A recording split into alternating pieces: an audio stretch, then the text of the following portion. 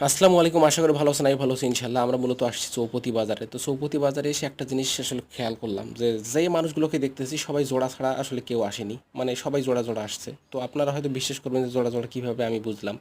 তো আসলে আমি আপনাদেরকে দেখাবো যে আসলে জোড়া জোড়া সবাই কীভাবে আসছে। তার আগে আসলে আপনাদেরকে দেখাই এই যে দুই বন্ধু মানে জোড়া, দুই বন্ধু দেখেন কদু বিক্রি করতেছে।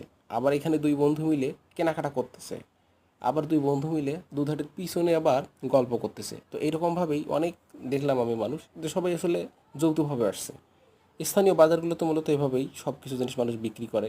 আর এগুলোর মধ্যে ফরমালিন জাতীয় কোনো জিনিস আমার মনে হয় যে কেউ বিক্রি করে, কারণ দেখেন খুব সাধারণ মানুষ এই কলা বিক্রি করতেছে, দুধ বিক্রি করতেছে, আবার কাঁঠাল বিক্রি করতেছে। এগুলোতে আসলে ফরমাল দেওয়ার কোনো অপশন নাই। এগুলো শুধু এক কথায় গাছ থেকেই পেড়েই বাজারে নিয়ে আসছে।